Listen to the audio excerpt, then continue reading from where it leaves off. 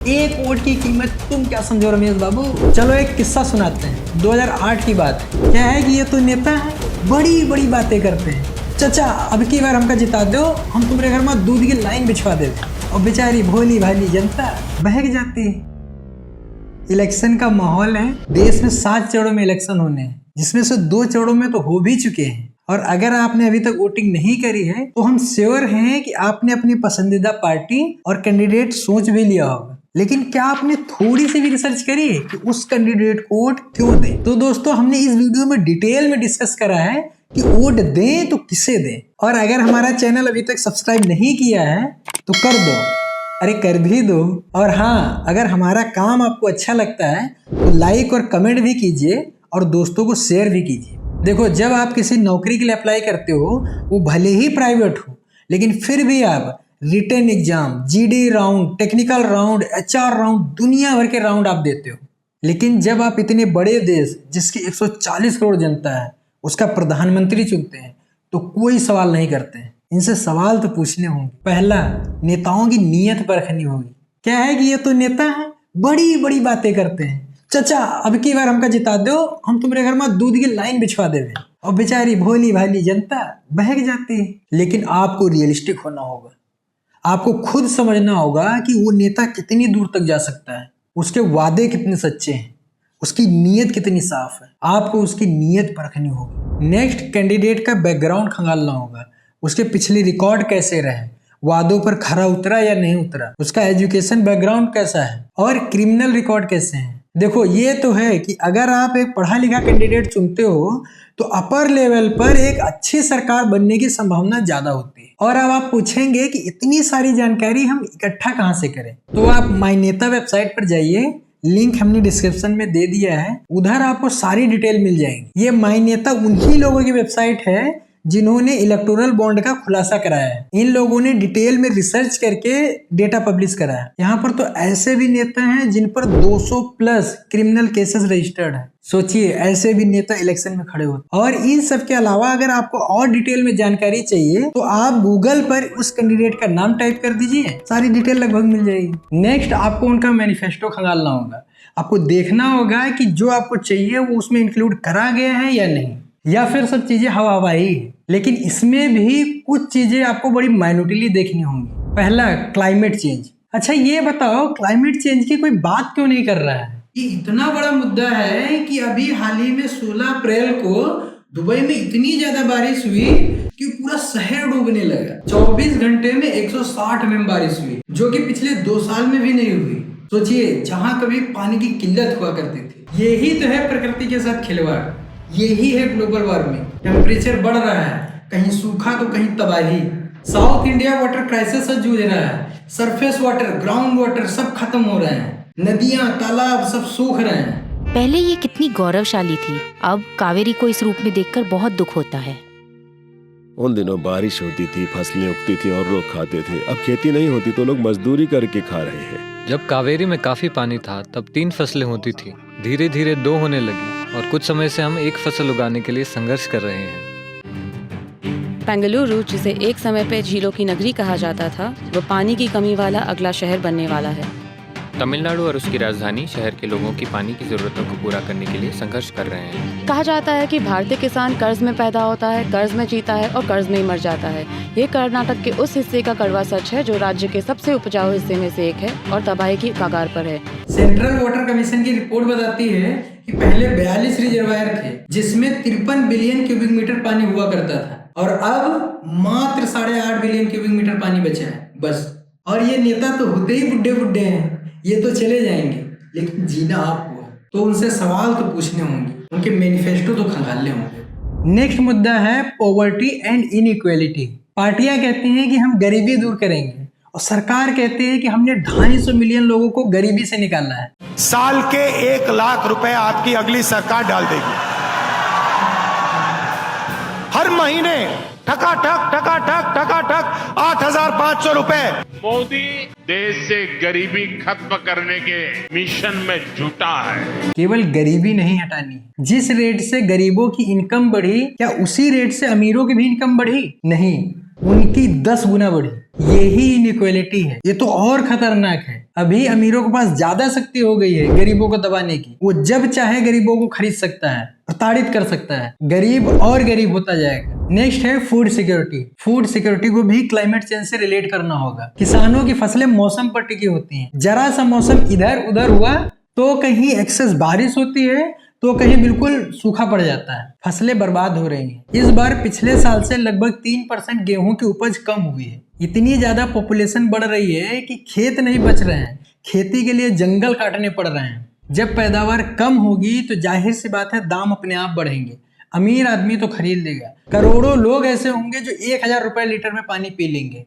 लेकिन उन 139 करोड़ लोगों का क्या? वो तो बिन मौत मारे जाएंगे। और फिर भी इस बढ़ती पॉपुलेशन की डिमांड को फुलफिल करने के लिए फर्टिलाइजर और पेस्टिसाइड भर भर के यूज करे जा रहे हैं। हाँ, अभी एक केस सामने आया है कि सिंगापुर और हांगकांग ने MDH और एवरेस्ट के कुछ मसाले बैन कर दिए हैं क्योंकि उनमें एथिलीन ऑक्साइड जो कि पेस्टिसाइड है जिसकी मात्रा लिमिट से ज्यादा पाई गई, जो कि हाईली कार्सिनोजेनिक है। मतलब इससे कैंसर की बीमारी होती है। अब सवाल उठता है ये आया कहां से? वहीं से जो खेतों में कीड़े और बैक्टीरिया मारने के लिए दवाइयों का छिड़काव किया जाता है। और इधर सरकार 80 करोड़ लोगों को PDS पे राशन दे रही है। मैंने निश्चय कर लिया है देश के 80 करोड़ गरीबों को मुफ्त राशन देने वाली योजना को भाजपा सरकार अब अगले 5 साल के लिए और बढ़ाएगी। और वहीं दूसरी तरफ हंगर इंडेक्स, हैप्पीनेस इंडेक्स में रैंकिंग डाउन हो रही है। मेनली इसमें पिस तो गरीब आदमी रहा है। और नेक्स्ट मोस्ट इंपॉर्टेंट है क्वालिटी एजुकेशन। अगर आपके बच्चे को क्वालिटी एजुकेशन मतलब टॉप ग्रेड की शिक्षा मिल गई ना तो आपको कुछ सोचना ही नहीं है। आनंद सर हमेशा कहते थे creating geniuses 30 at a time, लेकिन एक्चुअल में he was changing lives thousands at a time. क्योंकि जब एक घर में एक बच्चा पढ़ लेता है ना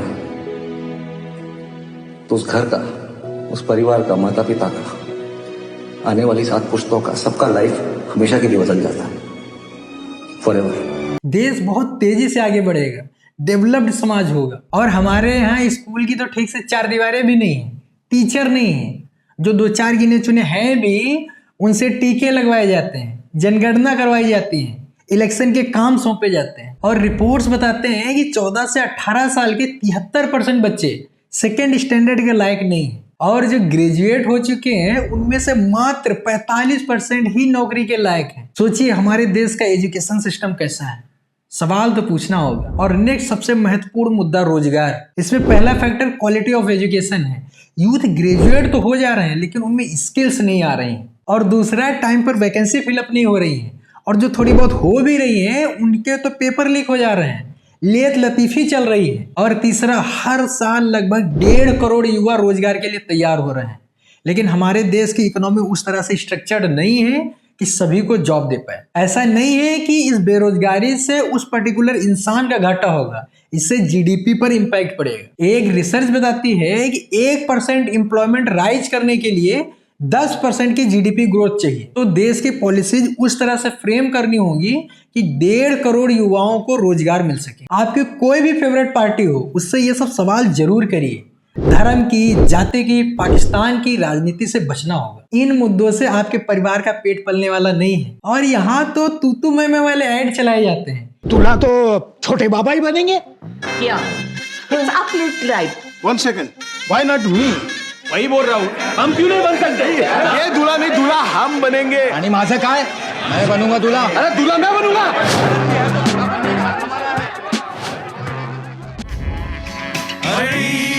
CBI सोच के डर लगता है,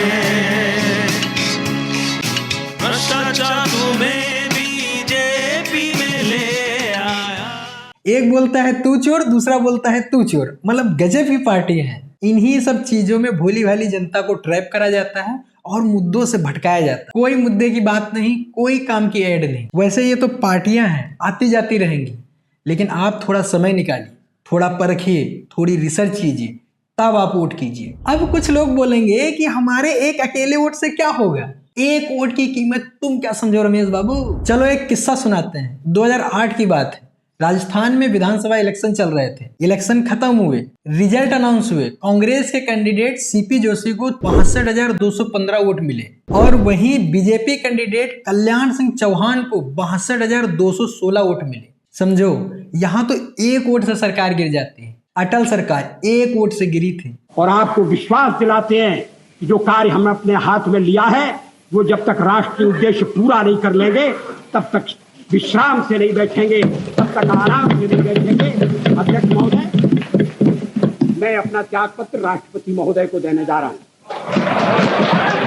और बहुमत जितना ज्यादा होगा उतना अच्छा है, उस कैंडिडेट की मजबूती दिखाता है। और देखो, देश की जनसंख्या कितनी है? लगभग 1,40,00,000 और एलिजिबल वोटर कितने हैं? 98 करोड़। और इसमें से वोट कितने करने जाते हैं? 66 करोड़। और जीत कितने पे हासिल होती है? मात्र 22 करोड़ पे। सोचो, जिस देश की जनसंख्या 1,40,00,000 हो और एलिजिबल वोटर लगभग 100 करोड़ हो, उसमें से केवल 22 करोड़ डिसाइड करते हैं कि सरकार किसकी बनेगी। और जिसमें विलेजर्स मोर देन 80% वोट करते हैं। ये फिगर्स देखिए, महाराष्ट्र, यूपी, दिल्ली जैसे स्टेट में भी मात्र 60% वोटिंग होती है। यहाँ तो लिटरेसी अच्छी है, डेवलप्ड सिटीज हैं, लेकिन वोटिंग का ठेका गांव वालों ने ही लेके रखा है। और जब सरकारें बन जाती हैं तब चिल्लाते हैं इनकम टैक्स बढ़ गया, महंगाई बढ़ गई, पेट्रोल के दाम बढ़ गए। बढ़ेंगे ही, तब तो वोट डालने के लिए एसी के कमरे से निकला नहीं जा रहा था, छुट्टियां आनंद करी जा रही थी। आप सभी से रिक्वेस्ट है कि वोट जरूर करिए, भले ही नोटा दबाइए लेकिन करिए जरूर। अपनी जिम्मेदारी पहले निभाइए। Do not blame on others. और अगर आपको अभी तक वोटर स्लिप नहीं मिली है तो प्ले स्टोर पर जाइए, वोटर हेल्पलाइन ऐप डाउनलोड करिए, जिसका लिंक नीचे दे दिया गया है, और वोटर सर्विसेज पे क्लिक करिए और कुछ डिटेल भरिए, आपकी स्लिप आ जाएगी। और अगर आप 18 साल के हो गए हैं, फर्स्ट टाइम वोटर हैं, या फिर आपकी वोटर आईडी नहीं बनी है, तो न्यू रजिस्ट्रेशन पर क्लिक करिए, सारी डिटेल भरकर सबमिट कर दीजिए और आपका वोटर आईडी बन के आ जाएगा। और वैसे भी अभी इलेक्शन का टाइम है, वोटर आईडी बहुत जल्दी बनकर आ जाएगी। अब बताओ, कहीं भटकने की जरूरत है क्या? सब घर बैठे आपके फिंगर टिप्स पे है। और हाँ, कमेंट सेक्शन में जरूर बताइए कि आपने स्लिप डाउनलोड करी है या फिर नया रजिस्ट्रेशन करा है। तो दोस्तों, आपको क्या लगता है कि और किन मुद्दों पे सवाल करने चाहिए? कमेंट में बताइए। और अगर ये वीडियो आपको अच्छा लगा हो तो लाइक कीजिए, सब्सक्राइब कीजिए और दोस्तों को भी शेयर कीजिए। बने रहिए हमारे साथ, मिलते हैं नेक्स्ट वीडियो में। तब तक के लिए नमस्कार।